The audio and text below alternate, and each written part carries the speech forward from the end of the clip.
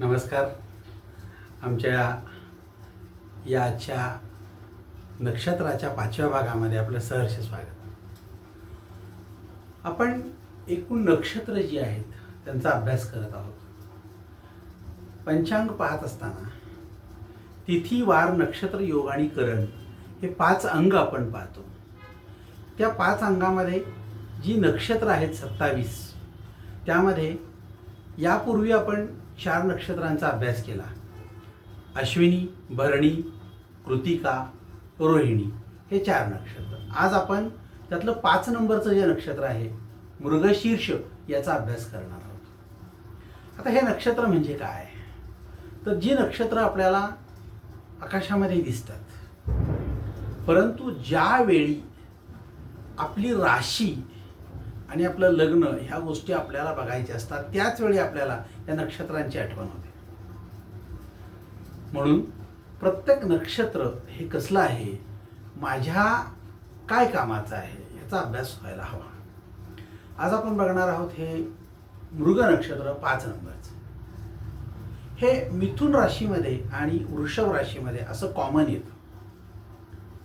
म्हणजे ह्या नक्षत्राचे 2 भाग, 50% नक्षत्र जे आहे हे वृषभ राशीमध्ये आणि 50% नक्षत्र जे आहे ते मिथुन राशीमध्ये येतं.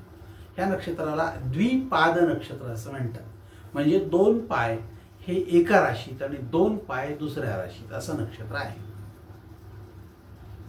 हे नक्षत्र जे आहे, ह्या नक्षत्राचा अभ्यास करताना असं लक्षात येईल की ह्या नक्षत्राला एक कथा असते. हे नक्षत्र कसं आलं. आता या मृग नक्षत्राची कथा काय बघा.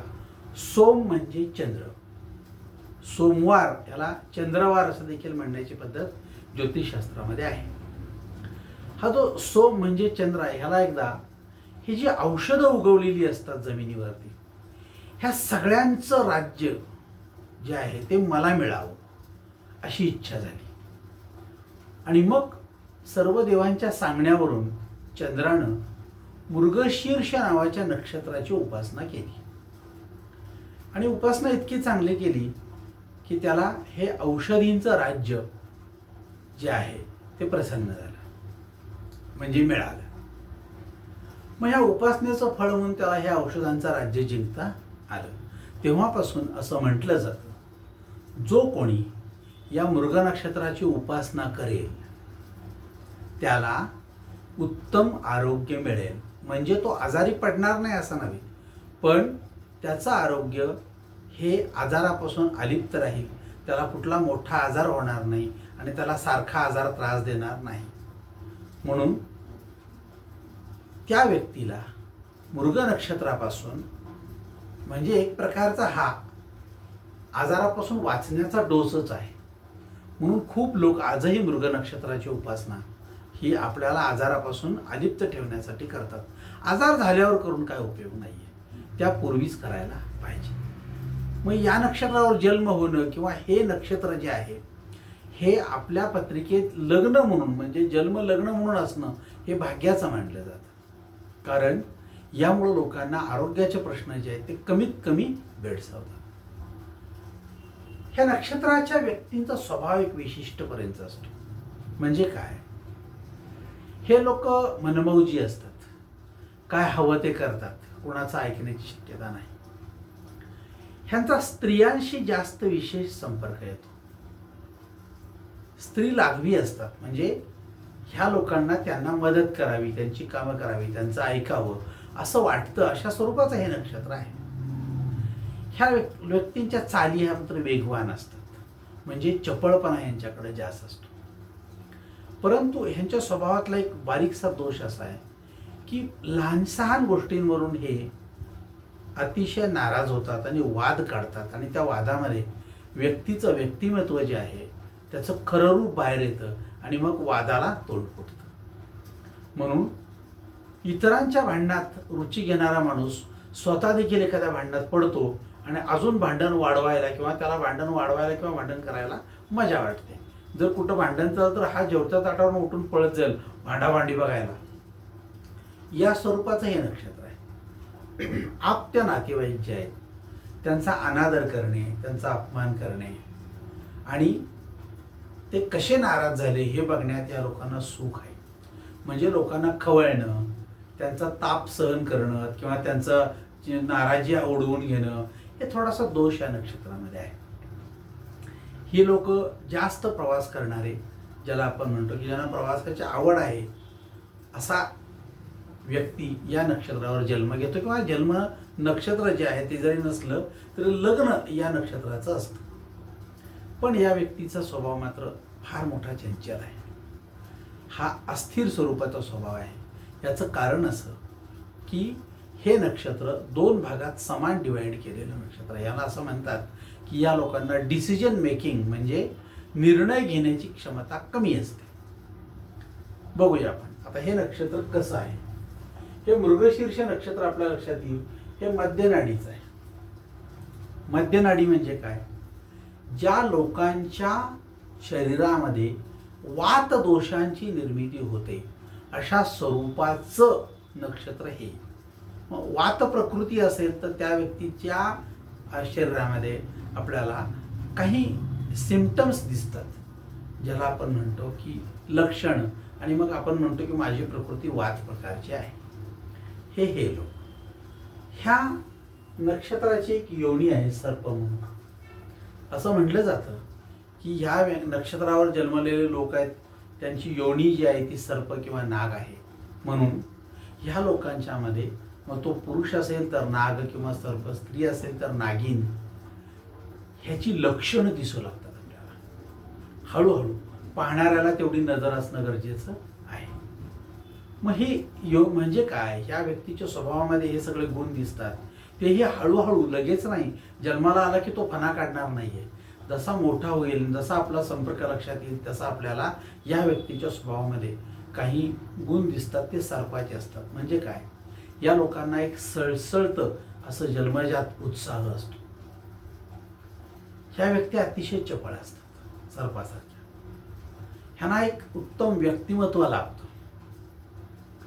देखणेपणा हा सर्पासारखा ह्यांच्यामध्ये उत्तम असतो. पण बऱ्याच वेळेला रंगामध्ये ह्या लोकांना डावी बाजू नशिबाला येते. देखणे सर्प असतात पण कधीही हा सर्प तुम्हाला करड्या किंवा काळ्या रंगाचा दिसेल.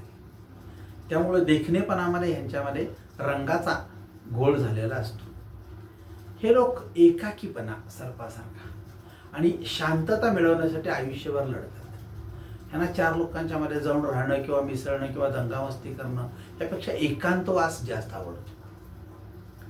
त्यानंतर ह्या लोकांच्या वैशिष्ट्य म्हणजे आयुष्यामध्ये सर्प कसा कोणाला तरी विषप्रयोग करतो आणि बाजूला राहतो. मग तो माणूस त्याचं काय करतो, सगळं पुढं सांभाळत राहतो, आपल्याला काय झालंय ते. तशी ही माणसं साधारणपणे इतरांच्या आयुष्यात विषप्रयोग करून, म्हणजे समोरच्या माणसाला 2 शब्द बोलतील पण तो माणूस महिनाभर त्या शब्दाचा आठवण काढून सारखं रडत राहील किंवा त्या शब्दामुळं तो सततपणे नाराज राहील. त्याच्या डोक्यातून ते जाणार नाही. एखाद्याला फणा काढणे असं आपण म्हणतो. म्हणजे स्वतःचा एखादा असा कुठला तरी गुण काढणे की समोरचा माणूस भ्याला पाहिजे किंवा गप झाला पाहिजे. खूप लोकांना ही सवय असते. करू शकत नाही पण आपण म्हणतो मुंडकं तोडीन, डोसक्यात दगड घालून मेंदू बाहेर काढीन. हे सगळे शब्द काय आहेत? जे करणार नाही अशा स्वरूपाचं बोलणं म्हणजे फणा काढणे असं आपण म्हणतो. ह्या स्वरूपाची ह्या लोकांच्याकडं बोलीभाषा असते. मग हे लोक अशा लोकांच्या आयुष्यात विषप्रयोग करून स्वतः मस्तपैकी बिळात जाऊन सुरक्षित अडत असतात आणि मग त्या लोकांच्या डोक्यातनं ह्या गोष्टी जात नाहीत. ह्यातली बहुतांश मंडळी राजकारणामध्ये तुम्हाला दिसतात. राजकीय नेत्यांच्या मध्ये ह्यापैकी गुण असतात. ह्यांना विचार करणे आणि निर्णय घेण्याची देणगी चांगली असते, पण आपल्याला म्हणतो की आपण ते त्यांना जमत नाही. म्हणजे तुमच्याकडे एखादी गोष्ट उत्तम आहे पण तुम्हाला ती गोष्ट करायला जमत नाही. बोलतो फार छान, परंतु 4 चौकात बसल्यानंतर किंवा एखाद्या सभेत बोलायचं म्हणलं की हातपाय लटलटतात. म्हणजे एकटा असताना आपण या गोष्टी करू शकतो. ही क्षमता, ज्यालाच आपण निर्णय घेण्याची क्षमता नाही असं म्हणतो. मग ही व्यक्ती जी आहे ही देवगणाची असते.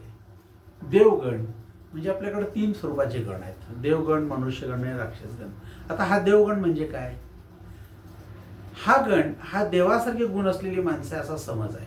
प्रत्यक्षात अशी काही परिस्थिती नसते. हा गण म्हणजे एक समूह. गण म्हणजे समूह किंवा गट.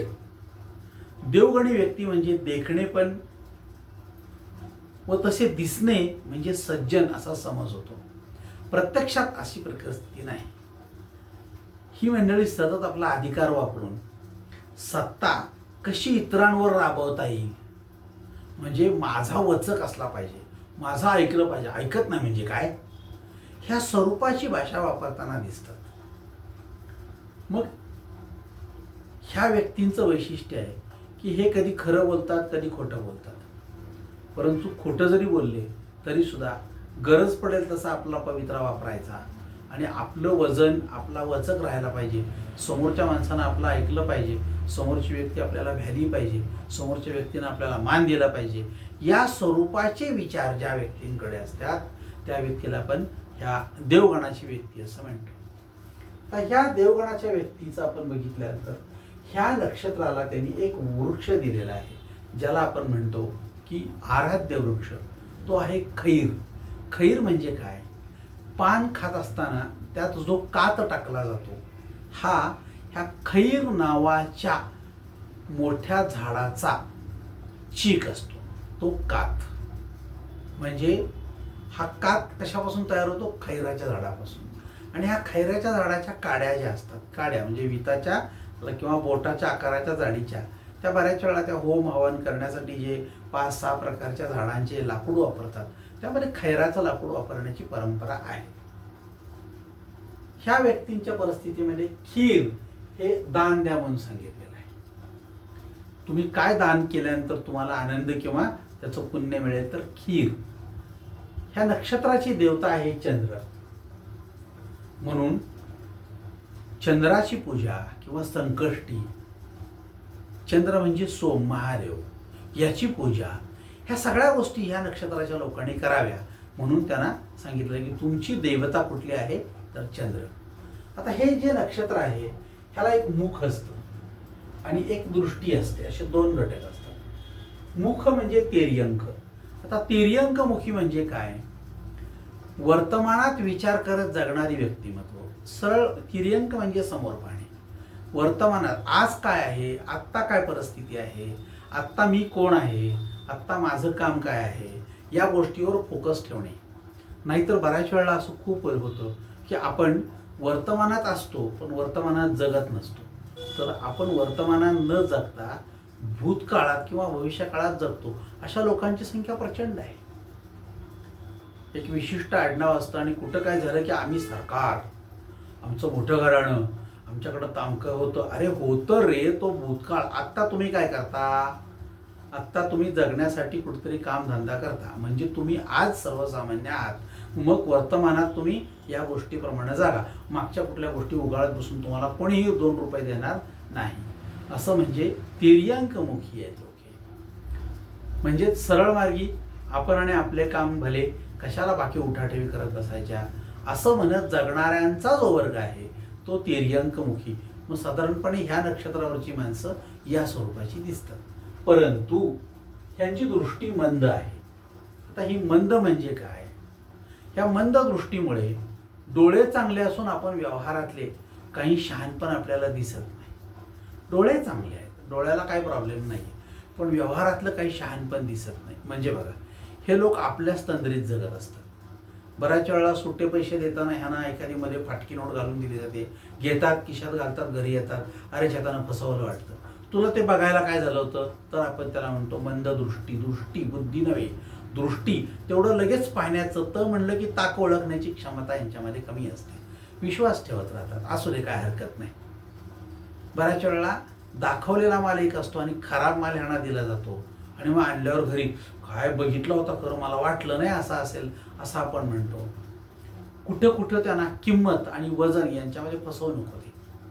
किंमत आणि वजन यांच्यामध्ये फसवणूक होते. किंमत जास्त लावली जाते, प्रत्यक्षात असते त्यापेक्षा जास्त दराने विक्री होते. आपण म्हणतो असं का, तर नाही येतात ते आम्ही असं केलं, मला माहीत नव्हतं.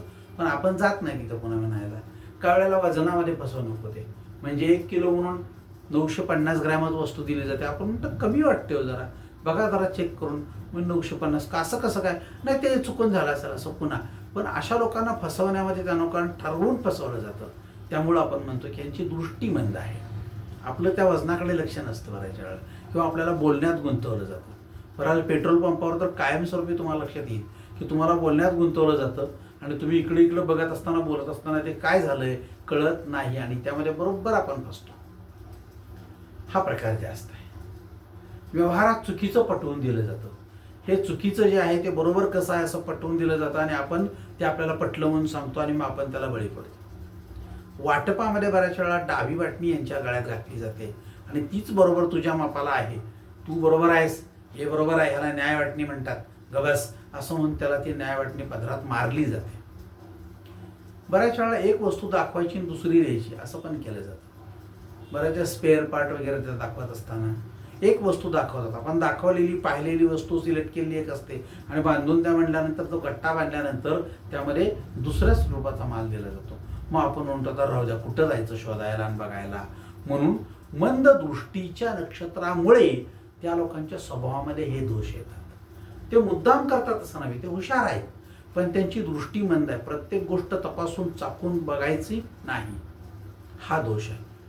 मग आपल्याला आपण म्हणतो की असं कसं काय, तर हा प्रकार इथं होऊ शकतो. आता ह्या प्रकारामध्ये ह्यांचा स्वामी आहे मंगळ. म्हणजे प्रत्येक नक्षत्र जे आहे त्याच्यावर जन्मल्यानंतर त्या व्यक्तीला कोणत्या स्वरूपाची महादशा असते याबद्दल धर्मशास्त्राने काही गोष्टी सांगितलेल्या आहेत. तर हे जे मृग नक्षत्र आहे याच्यावर जर व्यक्ती जन्मली तर दोन गोष्टीत जन्मते. म्हणजे काय, एक तर ती वृषभ राशीत जन्मते किंवा मिथुन राशीत जन्मते. म्हणजे काय, जर पहिला आणि दुसरा चरण असेल तर त्या व्यक्तीचा जन्म वृषभ राशीत येतो आपण म्हणतो. त्यासाठी वे आणि वो असे दोन शब्द वापरले जातात. पहिला आणि दुसरा चरण असेल तर. जर तिसरा आणि चौथा असेल तर नक्षत्र तेच, पण तुमचा जन्म तिसऱ्या किंवा चौथ्या चरणावर तर तुमचं अक्षर का किंवा की या शब्दावरून अक्षरावरून येईल. त्यावेळी तुमचं जे आहे ती रास असेल मिथुन. म्हणून नक्षत्र मृग असेल परंतु तुमची रास एकच असेल असं नव्हे, एक तर वृषभ असेल किंवा मिथुन असेल. मग तुमचं त्यावेळी काय होतं, रास कुठली असं नका तर तुमचं महादशेचं कोष्टक तेच राहतं. म्हणून तुमची महादशा कुठली आहे तर मंगळाची. मग ती किती असते, 7 वर्षाची. मग जन्माल्यानंतर तिचं कोष्टक म्हणजे काय, सरासरीनं आपण काढलं जातं. म्हणजे काय, 24 तासाचं नक्षत्र असतं. आता 24 तासाच्या नक्षत्रासाठी 7 वर्ष एवढी महादशा असेल आणि 24 तासापैकी तुम्ही 25% किंवा 50% इतकं नक्षत्र संपलंय. म्हणजे काल सकाळी 10ला सुरू झालेलं नक्षत्र आज सकाळी 10 वाजेपर्यंत आहे आणि तुमचा जन्म रात्री 10 वाजता झाला तर निम्म नक्षत्र संपलं आणि निम्म शिल्लक आहे. अशा वेळी ह्या 7 वर्षापैकी तुम्हाला 3.5 वर्ष महादशा लागू होते. 3.5 वर्ष संपली म्हणजे भुक्त आणि भोग्य असे 2 प्रकार येतात त्यामध्ये. मग 3.5 वर्ष तुम्ही महादशा भोगायची ती मंगळाची. मंगळाची महादशा म्हणजे काय, ज्या महादशेमध्ये व्यक्तीला ऐश्वर मिळायला पाहिजे पण काही दुर्दैवामुळे ते मिळत नाही. मंगळ म्हणजे ऐश्वर देणारा घटक पण ते मिळत नाही आणि मग न मिळणारा ऐश्वर आयुष्यातून गेल्यानंतर तुम्हाला पुन्हा ते कधीच या जन्मात भेटत नाही. म्हणजे एकदा हुकलं की ते हुकलं आयुष्यात. त्यामुळे जन्म कोणत्या नक्षत्रावर हवा याच्यावर त्या व्यक्तीच्या पुढच्या वाटचालीची कथा अवलंबून असते. म्हणून सगळ्यात मोठा नक्षत्रांचा भाग महत्त्वाचा आहे. आता 7 वर्षापैकी किती वर्ष तुम्ही भोगलं, काय वेळेला नुसतंच नक्षत्र सुरू झालंय तर तुम्हाला पूर्ण 7 वर्षे ती भोगावी लागते. मग तुमची रास वृषभ असेल किंवा मिथुन असेल कोणती का असली तरी चालेल. आता या राशीचा स्वामी जो आहे तो कशावरून ठरतो तर तुम्ही कोणत्या राशीमध्ये जन्म घेतलेला आहे. जर तुम्ही वृषभ राशीत जन्म घेतलेला असेल तर तुमचा स्वामी असेल शुक्र, राशी स्वामी असेल तुमचा शुक्र आणि तुमचा वर्ण असेल वैश्य. वैश्यवर्ण हा जो वेगळा म्हणजे काय तर जे काही एकूण 4 वर्ण आहेत त्यामध्ये तुमचा वर्ण असेल वैश्य. तुमचं वश्य असेल चतुष्पाद. चतुष्पाद म्हणजे काय तर आपली ओढ हे चतुष्पाद म्हणजे काय प्राण्यांच्याकडे असते. म्हणजे घरातल्या माणसांच्या पेक्षा कुत्रं मांजर सांभाळणे, त्याला खायला प्यायला घालणे, त्याची काळजी करणे, इकडं सारखं मन उडत असणं, याला आपण वश्य असं म्हणतो. ते वश्य आहे चतुष्पाद आणि तुमचं तत्व असतं पृथ्वी. आता हे जर वृषभ राशीत असेल तर वश्य आणि पृथ्वी ह्या दोन गोष्टी आपल्याला समजू शकतात. वश्य आणि तत्व ह्यामध्ये हे जे वश्य आहे ते म्हणजे काय, वैश्य. तर तुमचा साधारणपणे वर्ण वैश्य असतो, म्हणजे प्रत्येक वेळी तुम्ही व्यापारी तत्वांचा वापर करून जगत असता. तुमचं व्यापारी तत्व असतं नेहमी म्हणून. आणि हेच जर तुम्ही पलीकडे गेलात, आता हे पृथ्वी तत्व जे असतं ते काय सांगतं, तर तुमच्यामध्ये त्यातले काही गुण येतात. म्हणजे काय बघा, पृथ्वी तत्वाची काही वैशिष्ट्ये. ह्या व्यक्ती क्षमाशील असतात. पृथ्वी क्षमाशील आहे. कितीही तोडा फोडा, खांदा घाण करा, ती तुम्हाला काही त्रास देत नाही. परंतु तिचं जर संतुलन बिघडलं तर 10 सेकंदाचा भूकंप हा तुमच्याच नव्हे तर कित्येक लोकांच्या सर्वस्वाचा नाश करण्यासाठी पुरेसा आहे. 10 सेकंद संपलं, माणसं, त्यांची संपत्ती, सगळं अमकं सगळं माती मोलं. म्हणून पृथ्वी तत्व हे क्षमाशील आहे, पण त्याचा कधी अंत बघू नका. या लोकांचं जर पृथ्वी तत्व असेल तर ते क्षमाशील आहे, त्यांचा अंत बघू नका. त्यांचा स्वभाव कसा आहे, लोकांनी कितीही त्रास दिला तरी हे लोक सहजपणे सहन करत राहतात. त्या लोकांना प्रतिकार करत नाहीत. त्यांच्या डोक्यात एक वाक्य असतं, देव त्यांना योग्य ती शासन करेल, यावर त्यांचा विश्वास असतो.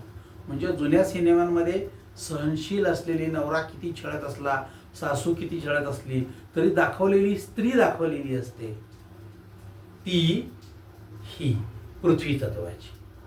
त्यामुळे त्यांचा धीर सुटत नाही. जरी त्यांना छळलं गेलं, त्रास दिला तर ते निमूटपणे सहन करतात, प्रत्युत्तर करत नाहीत, त्याच्यावर शिवीगाळ करत नाहीत, मारत नाहीत, बघून घेतो म्हणून धमकी देत नाहीत. त्यांचा धीर सुटत नाही आणि ते आपल्या कामापासून कधी विचलित होत नाहीत. त्यांच्या सर्व क्रिया ह्या इतरांच्या हितासाठी असतात. काहीही केलं तरी आपण त्यांच्यासाठी केलं पाहिजे असा प्रकार आहे. म्हणजे एखाद्या मुलाच्या पायात काटा मोडलाय तर तो काटा काढण्यासाठी दोघा तिघांनी त्याला धरलं तर तो त्या सगळ्यांना इतक्या शिव्या देतो, त्यांच्या नावानं काय वाटतं ते बडबडतो, कारण त्याला दुखतंय ते, हे मला मान्य आहे. पण ते काटा काढणारी व्यक्ती म्हणते तसे नाही, आपली ड्युटी आहे ही, तो काढला की तो छान जगेल, त्याला चालता येईल, त्याने किती जरी शिवेल तर लक्ष द्यायचं नाही, कानात कापूस घालायचा आणि आपलं काम छान करायचं. एकदा काढून ठेवला काटा की तो छान जगेल. ही प्रवृत्ती पृथ्वी तत्वाची असते. आपण इतरांचं काहीतरी देणं लागतो म्हणून आपण हे काम केलं पाहिजे, ही भावना सदैव मनात असणं म्हणजे पृथ्वी तत्वाचा माणूस. परंतु तो कुठे जन्माला यायला पाहिजे, वृषभ राशीत असला पाहिजे. आता हेच उलट वायू तत्वामध्ये, म्हणजे मिथुन राशीमध्ये हे नक्षत्र असेल आणि वायू तत्व असेल तर त्या वायू तत्वाचे गुण काय, हा प्राणवायू कोणत्याही आहाराने संतुष्ट होतो. बघा तुम्ही, वायू हा कोणत्याही आहाराने संतुष्ट होतो. तो स्वतः काही खात नाही, नुसतं त्याच्यावरून वारं जातं. बघा, संपलं, त्याचा वास घेतला, गंध घेतला की तो गेला. फुलं झाडाला आहेत, तो मस्तपैकी जातो, सगळा फुलांचा वास सुगंध घेऊन जातो, पुढं सगळ्यांना देतो, वाटत जातो, फुलांची झाडं तोडत नाही. आपण मात्र नेमकं उलटं करतो. वायू हा आहे तशी परिस्थितीतून सुगंध लोकांना देण्याचं काम करतो. मग थोड्याशा आहारानं संतुष्ट होणारी माणसं, तशा या वायुतत्वाच्या व्यक्ती अल्प आहाराने संतुष्ट होतात. त्यांना फार काही गरज नसते. बघा, एखाद्या व्यक्तीला अगदी छान मार्क्स पडले तर काय, आम्हाला 2 तरी पेढे द्यायला हवेत ना, असं आपण म्हणतो. म्हणजे 2 पेढ्यावर हा माणूस संतुष्ट आहे. पण दुसरा खादाड असेल तर तो पार्टी मागेल, अगदीच संतुष्ट माणूस म्हणजे काय, आता पेढे पण नाहीत, चला अर्धा तर चहा द्यायलाच पाहिजे बरं का आम्हाला. इतक्या संतुष्टपणे जगणारी ही वायुतत्वाची माणसं आपल्यात आहेत, आपण रोज बघतोय ना त्यांना. म्हणून ही अल्प आहाराने संतुष्ट होणारी माणसं. वायू अनेक गुणधर्माच्या पदार्थावर जातो पण कोठेही आसक्त होत नाही, थांबत नाही, तो तिथून लगेच निघतो, पळ काढतो. म्हणजे ही माणसं तशी आहेत, कुठेही कशालाही काही गेली तर कशात अडकत नाही. या व्यक्ती सगळीकडे जातील पण कोठेच रमत नाहीत, आसक्त होत नाहीत. आसक्त म्हणजे ते मला हेच आता बरं आहे, मी इथंच राहतो असं कधी म्हणणार नाही. कोणाचाही गुणदोष घेणार नाहीत. कुठेही गेले तर त्यांचा दोष किंवा गुण घेतलाय असं आपलं होत नाही. ह्या व्यक्ती आहे ते आपलं स्वतःचं व्यक्तिमत्व सांभाळूनच जगत राहतील. सर्व ज्ञात आहे, ह्याला सगळं माहिती आहे, मी सर्वांबरोबर आहे पण मी कशातच नाही. फार दुर्मिळ व्यक्तिमत्व आहे. हे सगळ्यांबरोबर असतील. 10 तंबाखू खाणाऱ्यांच्या बरोबर बसतील पण तंबाखू खाणार नाहीत, त्यांना खाऊ नका पण म्हणणार नाही. 10 सिगरेट ओढणाऱ्यांच्या बरोबर असतील, तुम्ही ओढा, तुमच्यावर मी जरासं 2 मिनिटं बाहेर जाऊन येतो म्हणजे वास सगळा जाईल. तुमच्या बरोबर असतील पण तुम्हाला ते शहाणपण शिकवणार नाहीत, नको म्हणणार नाहीत आणि मी घेणार म्हणणार नाहीत. म्हणजे ही माणसं कुठल्याही कशात गेली तर कशी असतात याचं उदाहरण चिक्कूचं बी. चिक्कूचं बी चिक्कूमध्ये असतं, ते चिक्कू मोठं करतं, सगळं करतं. चिक्कू पडला की ते बाहेर पडतं, त्याला एक कणही चिटकत नाही. नीट बघा, धुवावं लागत नाही, पुसावं लागत नाही, एक कणही चिटकत नाही. ते ताबडतोब बाहेर पडतं आणि त्यातून निघून जातं. उलटा आहे आंब्याचं. आंब्याची कोय बाहेर पडू शकते का? नाही. पडली तर पिळून पिळून काढली तरी सुद्धा त्याचा सगळा रस निघत नाही. ते पण बीच आहे आणि हे पण बीच आहे. चिक्कूच्या बीसारखी अवस्था वायुतत्वात लोकांची असते. म्हणून ह्या मृग नक्षत्रामध्ये जे लोक असतात जन्माला येणारे किंवा ज्या लोकांच्या पत्रिकेतलं लग्न मृग नक्षत्र म्हणजे मृग लग्न आहे, म्हणजेच काय तर एक तर 2 किंवा 3 म्हणजे 2 आकड्यानं सुरू होणारी पत्रिका किंवा 3 आकड्यानं सुरू होणारी पत्रिका आपण ह्याला म्हणतो. जर 2 आकड्यानं असेल, वृषभ लग्न असेल पण खाली नक्षत्र जर यांचं मृग असेल तर 3 आकड्यानं सुरू होणारी म्हणजे मिथुन लग्नाची असेल तरी पण मृग नक्षत्र आहे का हे बघायला पाहिजे. तर त्यांच्यामध्ये तुम्हाला त्यातले काहीतरी गुण दिसतात. नक्षत्र खूप चांगलं आहे. हे नक्षत्र जे आहे यात रवी 7 जूनला येतो, त्यामुळं आपली सगळी पाण्याची व्यवस्था आणि तहान भागवण्याचं काम हे नक्षत्र करतं.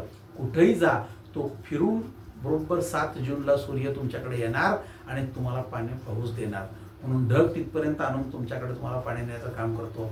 म्हणून रवी 7 जूनला या नक्षत्रात येतो. आपल्या सगळ्यांची जगणं, खाणं, पिणं, शेती या सगळ्यांसाठी लागणारं पाणी देणारं उत्तम असं छान नक्षत्र आहे. या नक्षत्राचा आपण अभ्यास केला, प्रयत्न करा. तुमचं नक्षत्र असेल तर तुम्ही भाग्यवान आहात, नसेल तर ज्यांचं आहे त्यांना एकदा भाग्यवान म्हणा. पुढच्या भागात बघूया पुढचं नक्षत्र.